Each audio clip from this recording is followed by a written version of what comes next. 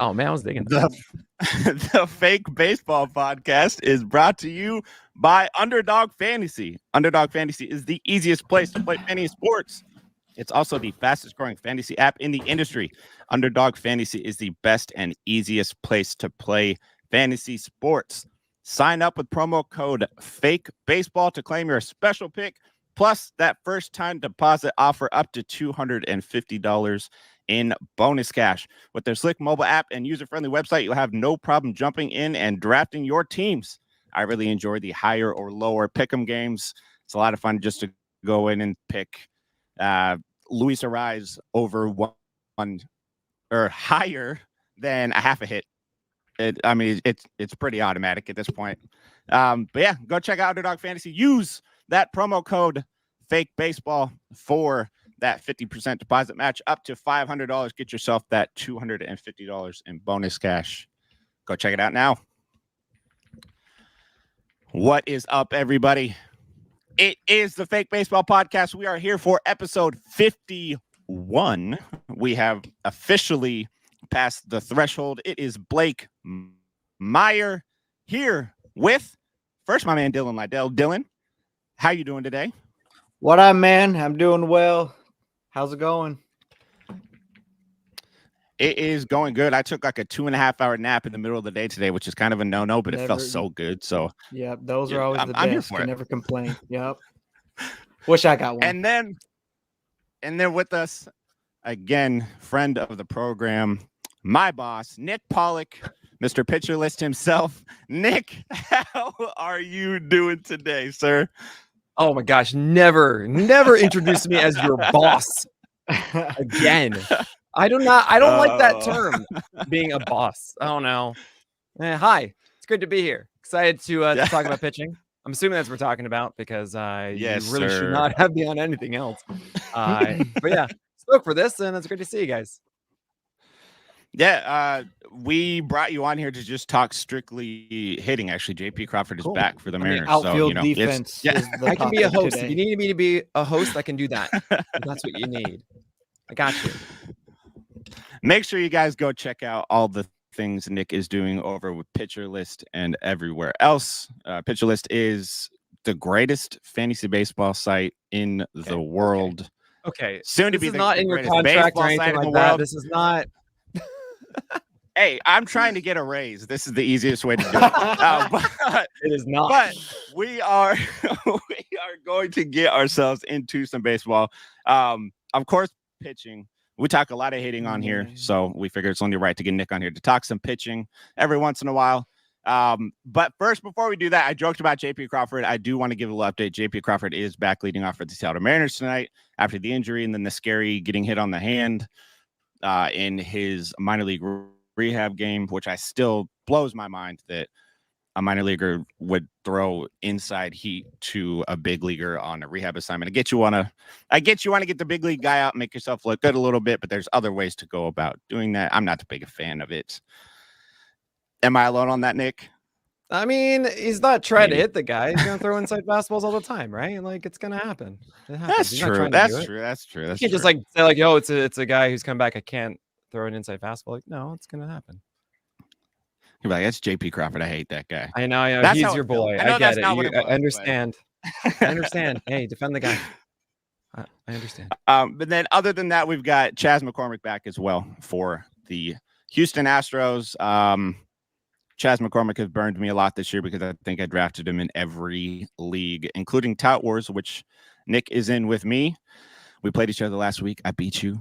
I can. Did you hold that? I did. I haven't beat many people, but I beat you, so I'll hold that one over you. Yeah, I didn't have a very good week. It's been rough, but Chas McCormick's back, so hopefully he can get back to the 2023 version of Chas McCormick and not this current iteration of him because it hasn't been so great. He's turning into more of a platoon guy that's not producing.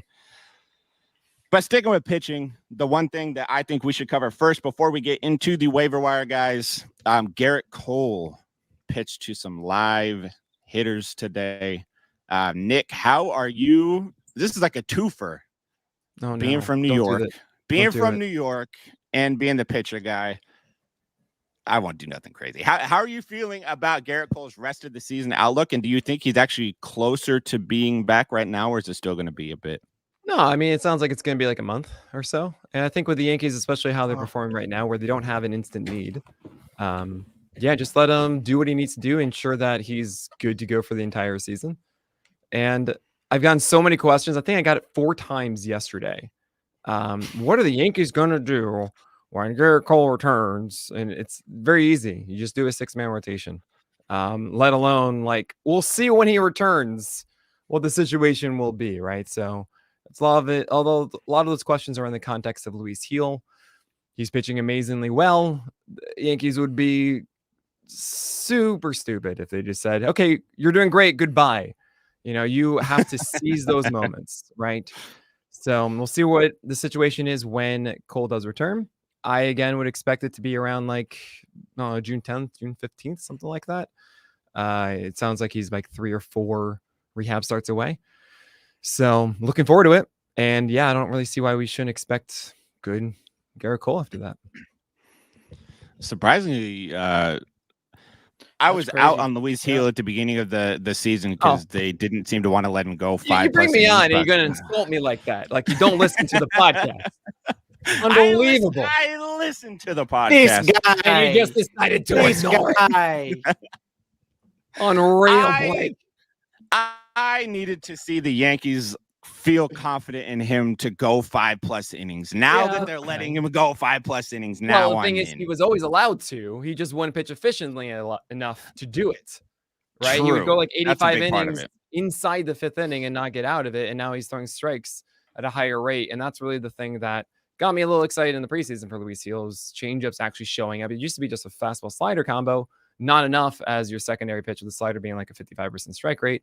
Now there's a changeup in the mix too that has been 65 at times, 65%, which is great. That's what we want. And now he's getting more confidence with the fastball in the zone too. So I'm a big fan. Love to see it.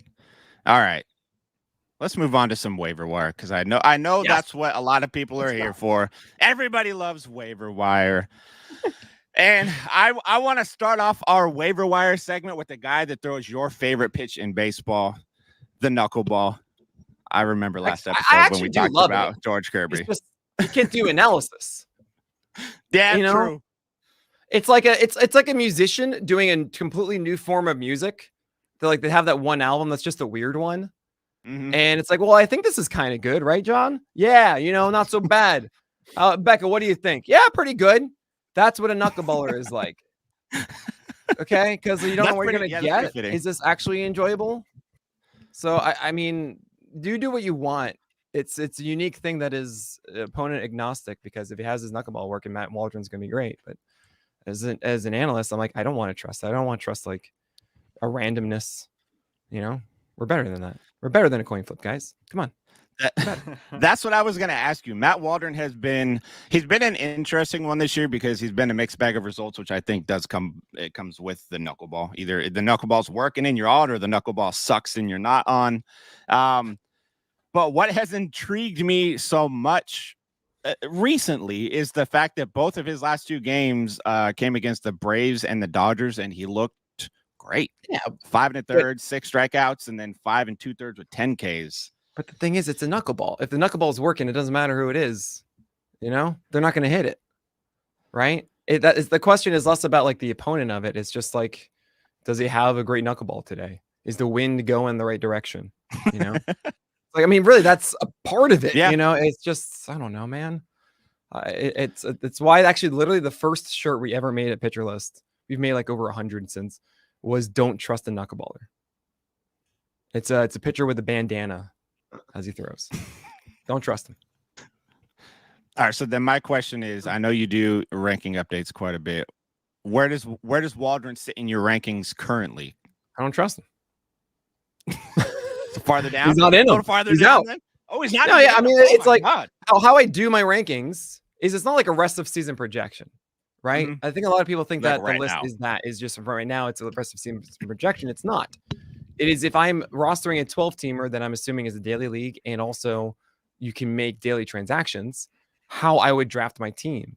And what that means is that you are going to focus on the back half of the list are guys that are just good for a stream now that I would go after, right? The whole idea of crafting your 12-team roster is to get to a point where you have like all top 40 starters, essentially. You're just trying to figure out who are the guys who are going to eventually get consistent enough. And if they're not, then I'm just going to say who is good right now for like 1 week and not try and do a whole rest of season thing. If you want to do a rest of season thing, then fine, guys. Literally, to get the guys at the top of the ESPN player rater at the end of the year, you go after the guys you know that are going to pitch the entire season and going to get double-digit wins. There you go. There are your top player raters for starting pitchers. Like, that's not something that I think you should be going for in your 12-teamers. You should be going for week by week, because that will then be greater than whatever single player will be after, number 50 on my list. So I don't care for Matt Waldron. I don't feel like I'm in a situation where at any point I go, yes, that's going to work out well for me. I should run with that. But the knuckleball's so fun, Nick. I mean, that's cool. I like fun. Fun is awesome. And I also want to win my fantasy leagues. So I hear you. True. I can watch it and enjoy it. And just not roster it. What you said about rankings, I think that's very important. I think a lot of people need to pay attention to that. Because I know me personally, I get asked about that a ton. How do you rank these people rest of season right now? Yeah. It's very hard to rank people rest of season right now. I can tell you how I feel about them right now, and like better right now, or maybe like 2 weeks out from now. But for you to ask me what waiver wire player do you like right now that'll help me in September, it's impossible. I'm throwing a dart at a board, and I question the person asking that. I mean, I say, cool. Okay, you say rest of season. I go, why are you asking much for rest of season? Do you have like 5 moves the entire year? Then that's a different question. You should be asking, okay, is this the move that I should be making now? Is this worthwhile of like a top 5 move, right? That's a different question. So, I mean, look, it's why I write as many notes as I do every week, right? Like the first half of the list is like all the fine print. And so many questions just do not read the fine print, right? It's like, it's you have to establish the terms of what you're doing a ranking on. And it's why I do like my preseason rankings, where I say, look, at some point you got to realize I only want opening schedule stuff. One thing, I know I'm just completely going off the rails again, but I think this is actually something that people you're good. That's what we're here for. And I feel like it's actually a victory, which sounds so strange. I was really in on AJ Puck and DL Hall. I was like, look, like, I think these are guys that as a reliever, they had this really low arm angle with their fastballs. They were dominant fastballs. They have a full pitch mix. These are guys that are like ready to go and seize it. And also they were starting in the first 2 days of the year. And the reason that that's important is that we can actually get information on them before everyone else that hasn't gone yet. And what some did is that they held on to AJ Puck and DL Hall after that first bad start. I didn't. I got myself some Jack Flaherty. I got myself some Tanner Houck, like I moved on right away. Yeah. Because I got the information. And that's not put into like the ranking. You just hear a ranking. Well, no, Nick, you had DL Hall and AJ Puck above these guys. Like, sure. But those other guys are like 15% roster, 10% rostered, and I was able to get those. So it's all about the framework of how you use them. You have to understand the discipline of yourself. Like, where are you supposed to rank the injured guys? Might say, well, sure, it's a free pick because you have an IL spot, but are you disciplined enough to then drop them when you have too many injured players come May 15th? Do you know that? Are you going to stick to that? It's there are a lot of those questions when it comes to rankings that you have to have hard decisions beforehand. Otherwise, you're not going to be able to take advantage of this and really utilize rankings appropriately. Shazam.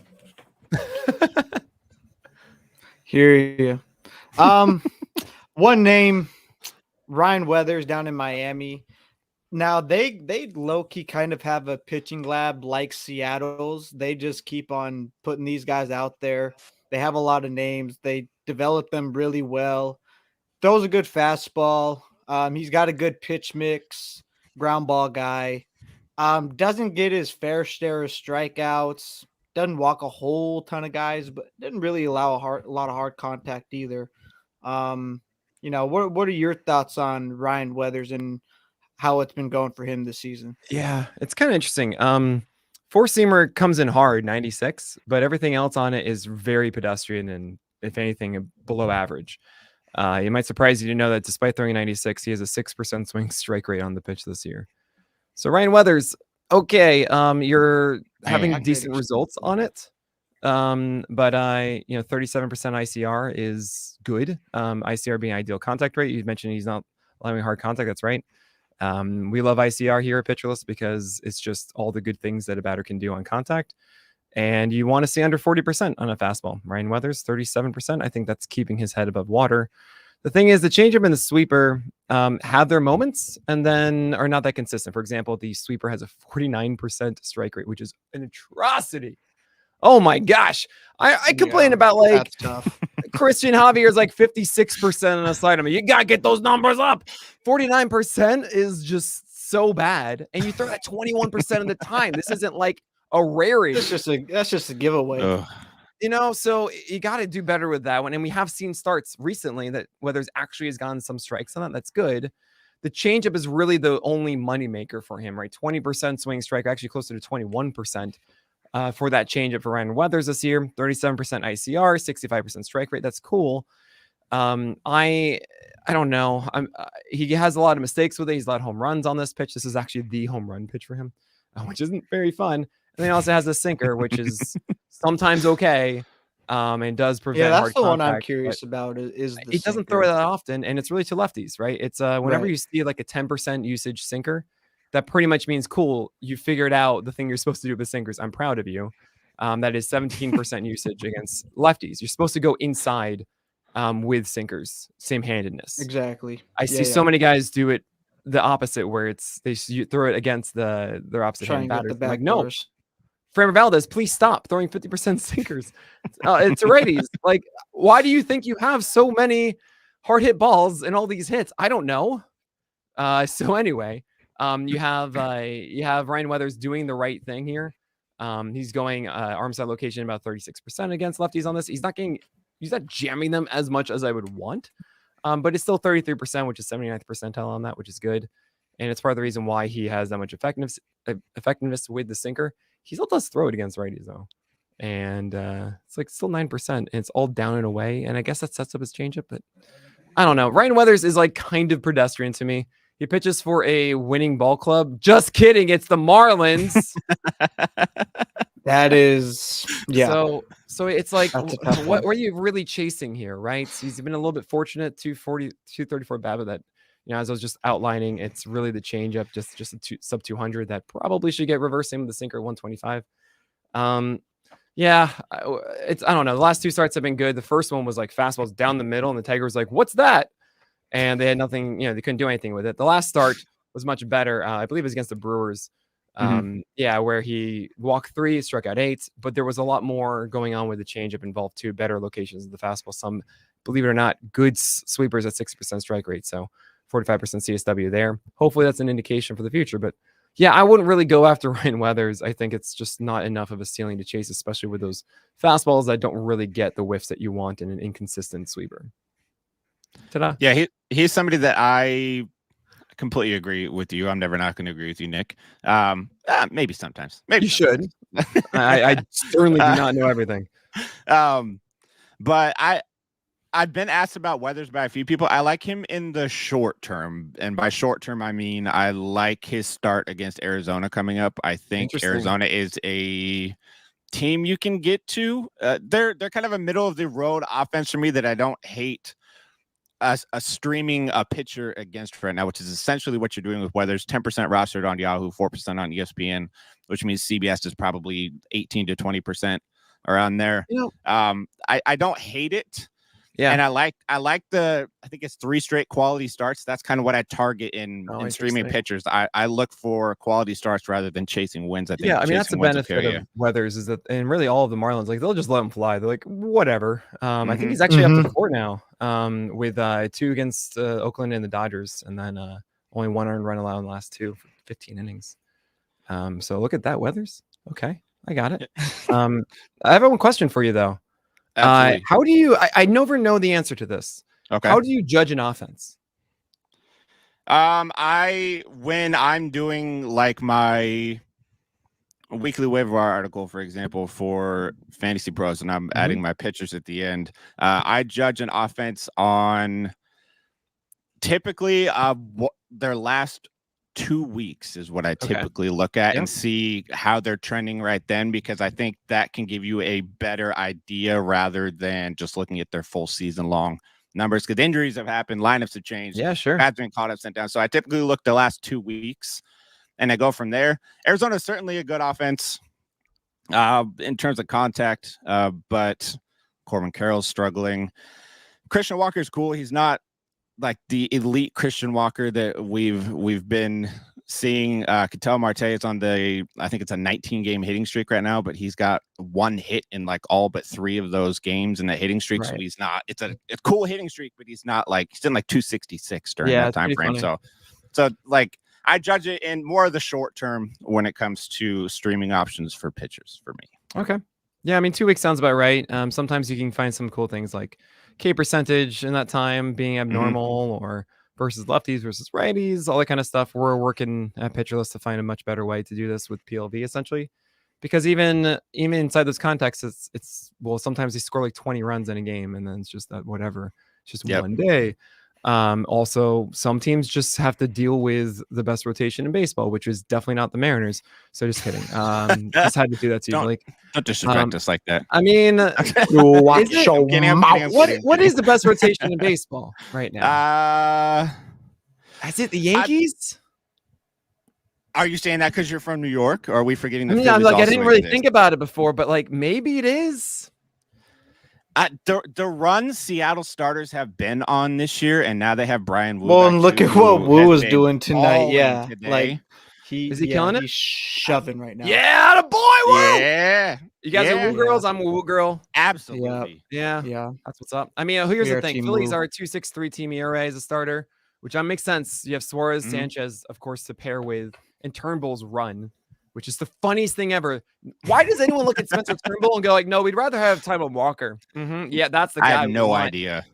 Oh my gosh, I hate it so much. And then of course Nolan Wheeler, Boston, better team ERA. Boston's been dealing right now. Yeah, and I'm not too shocked by that, but I am also shocked at the fact that it's like Giolito's out and Whitlock is out, and it's the problem with Seattle is kind of what we saw happen in Baltimore. Is if you just run into a lineup that is just stacked with lefties that they can just go 1 through 9 almost.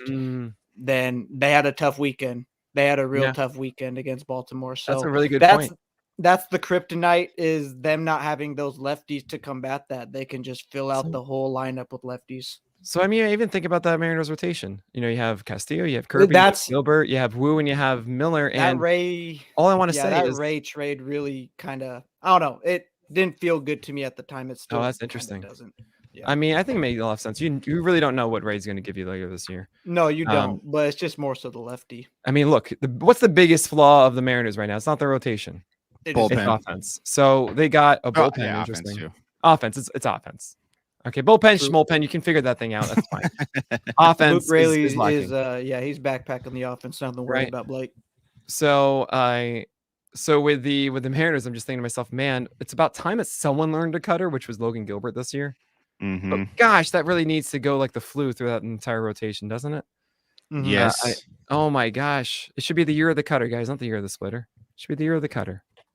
Oh my gosh, I mean, look how that worked out for Boston. I mean, yes, the cutter's crazy. Exactly right.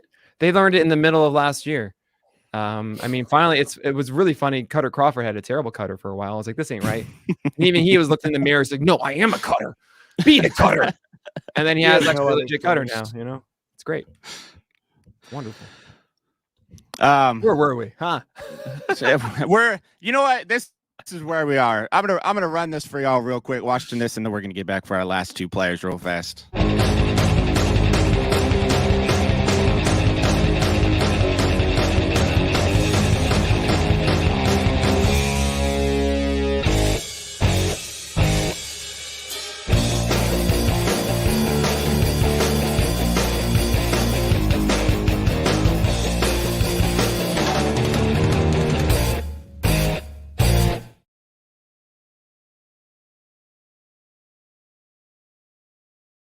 Oh, Nick was absolutely jamming out right now. I love it. That was awesome. He was gigging. Make sure you guys use that code Fake Baseball at Underdog Fantasy for that 50% deposit match up to 500. And make sure you guys also check out our Patreon, patreon.com/the Fake Baseball Podcast, where you can get bonus episodes from us every week that are ad-free and just for our paid patrons. So go check that out. Patreon.com/the Fake Baseball Podcast. Easy to find. Now, moving on to a fun one that I personally have been asked about a ton, especially this week. I want your input on the man, Nick. Alek, I forgot how to pitch a baseball. Manoah somehow now has twirled 2 absolute gems in his last 2 outings. 7 innings, no runs in each one. Just 1 walk apiece, 7 Ks and 6 Ks. I don't know if back is the term, so I don't want to say is Alek Manoah back. But is Alek Manoah riding the ship right now? Or are we still a little shaky? You like that? Yeah, I got you. I call him Alek Manoah. That's because I was talking about Alec Marsh shortly after. And now they're just Alek Manoah to me. I did a video. I actually brought back the pitcher video breakdowns on YouTube. And it's a lot of fun. And the first one I did was Alek Manoah last week. And that first start wasn't that great, honestly. I think I got away with a ton. Just breaking down Manoah quickly, you want it to be a 4-pitch mix with his changeup actually being involved, but that's not something we should depend on. It's really just a 4-seamer, sinker, and slider. And when you think about that, you go, is that really going to work against lefties? And generally, it doesn't. That's why the changeup being involved at some point is such a huge help. I don't really believe in the sinker that much. And his fastball used to be a big swing strike rate pitch against right-handers. But the thing is, looking back at those seasons, knowing a little bit more about 4-seamer shape and extension and IVB and height adjusted VA, it's not that great. And it was so command focused. And he had to be able to execute at the right moment. And generally that stuff is rhythm based. So that first start back, I watched that one with everybody. I was like, yeah, this is kind of not great. And I think he got away with a ton in that first 7-inning game. And then the second start, the one on, I believe it was on Sunday, way better start. That was one where the slider was cooking in the right way. Sinkers were going arm side and staying on the edge much better command of the 4-seamer overall. And that was a game you can look at it and say, yes, you know what, Manoah, that should be a good start. Right, that's something you deserved. That doesn't mean you're going to deserve it all the time, though. I'm all for treating it like a Vargas rule, which is just, hey, look, you had 2 great starts back to back. You have the White Sox and the Tigers next. Why can't you just take a chance on that and see where it goes? I'm all for that. But if you're asking me, hey, cool, are we going to care about Alek Manoah July 1st? I'm like, I don't know. He needs to really nail down that groove. And they're humans, so I don't really know. I hope he does, though. Sounds good. Yeah, I hope he does, too.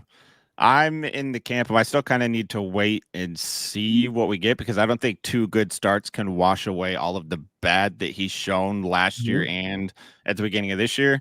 But like you said, Detroit and Chicago coming up, those are – if you're going to pick a couple teams to have somebody face to try and get you a couple good starts, at least for fantasy purposes – that they're on the short list of teams you look for. So absolutely, if it's ever going to go right for him some more, it's going to be right now, I think. So I think let him pitch those next 2 games and then evaluate from there and see how it looks. I'm going to be a little more worried if he gets hit around again, especially by Chicago, but we will see how that pans out. He's a little bit more rostered. He's a little tougher to call a waiver wire guy. 16% on ESPN. ESPN has the weird roster numbers. Yahoo's like 44%. And I think CBS is like 65 or 70. So he's available in some leagues, not all, but some. Sure. And then I think I had one more. Cal Quantrill. Yeah. Oh, wow. How do you guys feel about Cal Quantrill? Not well. I like his pitch mix, but he gets batted around quite a bit. Doesn't strike too many guys out. I don't know. Plus pitching in Colorado, I just never feel too good about those guys. That's just kind of my initial thoughts. What do you like about his pitch mix? I just like the movement. I love the sinker cutter mix. Just being able to dip and dive like that, and then having the split finger off of it. I mean, the locations may not be fantastic. I just think being able to dance around the plate like that is always a plus. Yeah, I get that. So the reason the Rockies got him was because he's a sinker baller, and it's actually been a bit worse the past 2 years. It used to be a really good ICR pitch. That is like jamming guys constantly, like 35%, 37% O swings, which is great, and around like 33, 35% ICR. The Cal Quantrill single last 2 years. I mean, last year he was really bad, if you remember. For the Guardians, it was a 45% ICR, and it's 46 this year. There is one secret thing though, and Blake, what are your thoughts about Cal Quantrill? He's on this list because he's kind of the biggest question mark for me because so I added him he was on my waiver wire article for Fantasy Pros this week, and kind of the what I wrote about was the fact that if I told you before the season that Cal Quantrill was pitching for the Colorado Rockies this year, and you should probably find a way to add him in the beginning of the year because he's going to find a way to be very productive, most people would call me crazy. Yeah. And now here he is through 9 starts. He has 6 quality starts in 9 starts, which is he's 1 earned run or fewer in 6 of his last 7, which is crazy. Like, what? Good on him for doing it. Sure. I don't fully know how to evaluate it because he really hasn't been a good pitcher. He's not missing bats. People aren't chasing his pitches. The off speed's been okay this year, but outside of that, like, he's been one of those guys just finding a way to get it done. And so I'm curious what your thoughts are on him. Here's the thing. So by the way, sorry, I got that wrong. It's 5 starts out of his last 6, but it's the splitter. This is a guy who threw a splitter 12% of the time in 2023, throws it 34% of the time now. And I will say it often. Yes, he's not a strikeout guy. So if you look at hits, the best correlation to allowing hits, believe it or not, is ICR rate. What? Crazy. I know. We actually have a stat called Striker, which is strike minus ICR rate, and it correlates better to future whip than whip itself, which makes a ton of sense because if I'm telling you that ICR is the hit side, strikes are clearly the walk side. And you combine those two together, and all of a sudden you realize, oh man, Cal Quantrill, you have a splitter that in 2023 had a 35% ICR, which isn't bad. That's like, hey, cool. That's all right. It's, third of the time as opposed to like 40% of the time, right? You're allowing that kind of contact. But this year, again, 34% usage, 19% ICR with a high 61% strike rate. Like, hold on a second. That's where it's all coming from. It's not just like randomness or something along those lines. It's like, no, this guy is feeling his splitter. And you know how I feel about splitters. I feel like they're inconsistent, but I also know that guys can get into grooves with those things. Like, I remember Matt Shoemaker, the guy I called the cobbler. Yeah. Oh. He would get on these runs. Oh, yeah. And how would he get on these runs? Because his splitter was just absurd for like a month. And then he allowed like 7 runs. But oh, cool. That was fun. And it's a Vargas rule now. I mean, look, you don't really want to lean into this that much. Across all of these, there's 1 9 strikeout game, which is absolutely hilarious. That was just when he was able to get all these called strikes on his sinker. They're just like, no, I'm good. Thanks, Pittsburgh. Thanks for coming. And the other starts, honestly, like he combined for in 5 of his last 6, they've combined for, 17 strikeouts. And in 1 game, he gets 9. Right. So you don't really want to lean into this because, okay, if you're chasing ERA, fine. You're still not going to have a great whip. You're not going to get that many wins. I mean, maybe you are. You got 3 wins in your last 3 games. So sure, at least you're going deep into games enough for it. But like, I don't know. That's Alek Manoah, by the way, Uncle Ted. Get that right. But it's, Cal Quantrill, look, he's on the road. If you want to run with it, do a Vargas rule. By all means, Ubaldo Jimenez was able to have success because he had a splitter. And splitters generally are the pitch. Jorge De La Rosa that can find some rare success inside of Colorado. I don't care. Cole story, bro. Yeah, for me, it's a very short-term thing with Cal Quantrill, if I could talk correctly. Because, like I said, when I'm looking for pitchers on the waiver wire, I am strictly looking for quality starts. Granted, the fact that he's already got 6 quality starts is cool, but if you're picking him up off the waiver wire, those 6 don't help you right now in fantasy. There we go. Because you didn't do them on your roster. So I try to look for future quality starts. He pitches against Oakland in like 20 minutes. I think he has potential to go for another quality start today, but I think he ends the week. Who's he against? Los Angeles. I think he faces the Dodgers. Which at the end of one? the week. Dodgers. The Okay, Dodgers. you got it. Yeah. Differentiate there. The actually good one.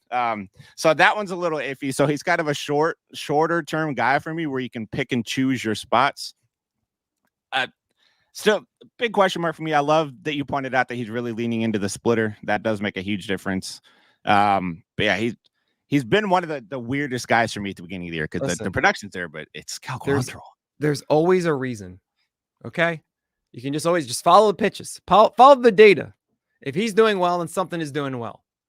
If he's doing poorly, something's doing poorly. There's always something.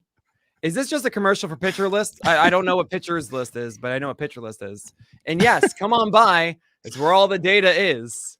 Come check it out. You can find all of it on his player page. Thank you so much, Wes. You're so kind. Yeah, this literally is Pitcher List right here. And I also work for write for a Pitcher List as well. So I mean, it only makes sense to use the data that we. Yeah, I made this site literally so that we could assess pitchers better than before. Like I could not find the data anywhere, so I bought the license so that I could show it in a way that actually makes us better analysts. Okay, come on by. Let's do it. You do a great job. You do a great job. I did an okay job. I got the data. That's what's important. All right, now for moving on to the last. Here we go. Section. Oh, I'm so excited. I finally have the visuals that I wanted for this. We have everybody's favorite segment. I don't know if it's everybody's, but it's mine and it's my podcast, so I get to say that. It is Stardom, Sid'em, Quit'em.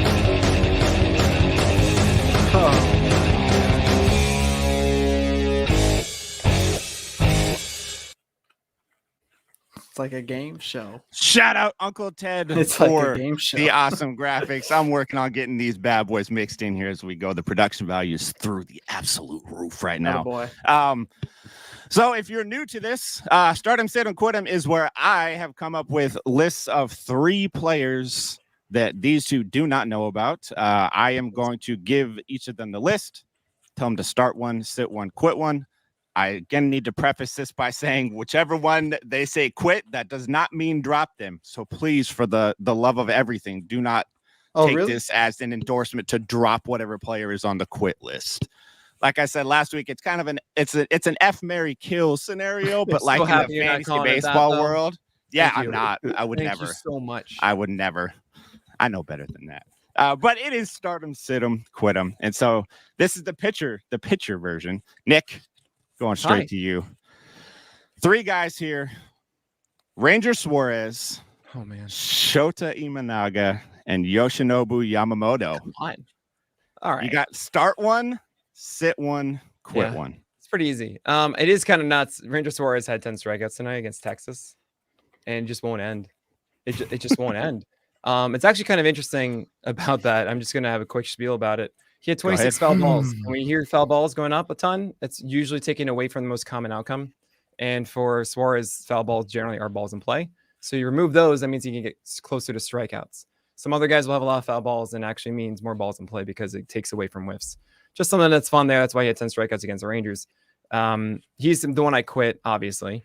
And then Yamamoto is the one I start, and I'm sitting Imanaga, which is really tough because they're like neck and neck.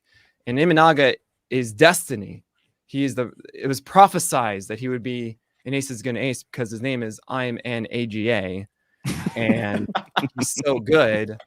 But Yamamoto to me is the more complete pitcher on a better team, and that's a pretty easy choice for me. I love that. Dylan, I'm going to throw it to you to start him, sit him, quit him. Yamamoto, Imanaga, Ranger Suarez. Where are we going? Where are we going? Where are we going? You know, so Nick, he just did talk me out of starting Imanaga with that last fact. Is just the team differential. The Dodgers, you're just going to have more, chances for wins, I believe. But man, Imanaga's been the ERA king. He's been the ERA god this year, and he's doing it the old school way. He's doing it with not the velocity. He's spotting it up. He is killing guys with location and precision. But I do think Yamamoto is going to end up getting figured it out. Like, I think by the end of the year, who knows? I think he could be up there in wins in the NL. So I will go start Yamamoto, sit Imanaga, and then I'm a quit Suarez. You guys are both correct. That's the best part about me being in charge of tough. the Correct. I get Correct. yeah. I mean, there's no right answers, but I mean, I Guys, get to decide. We're in the business of good discussion, not being correct. Okay. I know. I would like to point out, I think I saw earlier Yamamoto's ERA since that first Korea start is like 2.2 or something. Yeah. Just He's going absurd. to Passing tweet. I think I saw that too. He's been crazy. But moving on to the next one. If I pull my notes up here. Nick, back to you. Start him, sit him, quit him. Seth Lugo, Logan Gilbert, Cutter Crawford. Oh yeah. This is pretty easy. Unfortunately, I got to quit Seth Lugo. I know he's been so good with all these strikeouts and everything like that. It's just not that believable to me for a long term. He's a guy who's just in a really good groove right now. Logan Gilbert's the most sustainable one throughout the year. Even against the Yankees, where I was like, he's not really executing everything that well. He did survive for a poor quality start. That is a 1.5 whip and a 4.50 ERA, 3 innings, 300 runs in innings. I can get there. Let's go. It was really annoying at one strike. I didn't even get a win or anything. But he's clearly the one that I think is just stable throughout the entire year. While Cutter Crawford's good, he's just not an ace.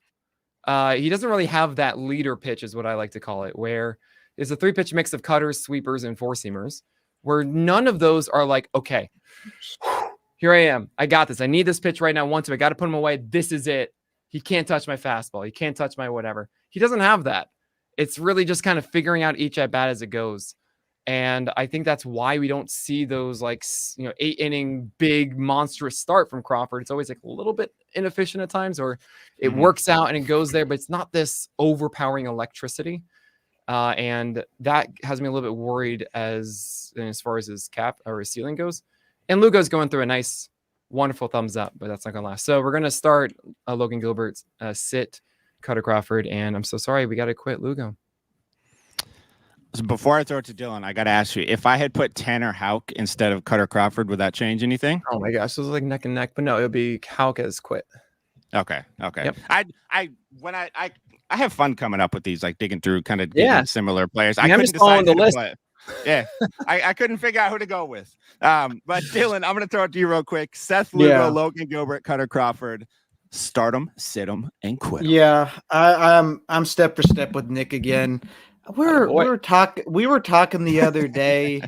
These guys were the numbers are there, but I'm not there the whole season. Seth Lugo's not a Cy Young guy. I don't know where you guys were coming around with all that. I mean, Scooble's been on another planet. He's another guy. Lugo's not on that levels. But Gilbert, on the other hand, we've been watching him dominate all year. Hard contact is one thing, but I'll take Walter over Lugo any day of the week. And like Nick said, Cutter's just not an ace. Lugo, he has the numbers at least to back it up right now for me taking him over Cutter. But there's just no way I'm starting Lugo over Gilbert. No way. That's Walter, baby. I'm not gonna lie. Lugo is my stardom. What? Logan is my sit-em. Stop this. Maybe it's my point sleep. Are you going to trade away Logan Gilbert for Seth Lugo? No, but I don't think I would trade. I don't think I would trade Seth Lugo for Logan Gilbert either. For me, I don't think I would do it either way. Again, it might be maybe it's my points league brain. I have a really hard time. I love quality starts because I think quality starts should be the backbone of a good pitcher. If you can go 6 innings with 3 earned runs or less. Gilbert does that. Seth Lugo has 25 quality starts in his last 36 starts between last year and this year. He's got 25 out of 36 starts for quality starts, which is great. I also am in your camp. I don't necessarily believe in the strikeouts that have been happening lately because he still doesn't have a very good strikeout rate in general. So we'll see how that goes. But he's been consistent. I watch a lot of Logan. Logan is great. I think he's still leading baseball in swords right now, which is cool. But he can get hit really hard. He can get hit really hard. Yeah. And look, so it's a close one. Yeah. Lugo's not like far and away like the runaway stardom for me, but Lugo is like if I got to pick one, I'm going to lean towards the guy that's been pumping out these quality starts now, kind of under the radar for 2 years. Last year, I think he was one of the. You go just by a per start basis, he was lovely. He's like, I think he won Spider-Man, which is the best Toby of the year for Tobey Maguire. So that was Seth Lugo, I think, last year. And look, the main thing with Seth Lugo this year is he has a 70% strike rate on his slider. It was 57% last year. Now it's up to 70%. It has more whiffs at 16%. That's awesome. That's really the biggest difference that I see with Seth Lugo.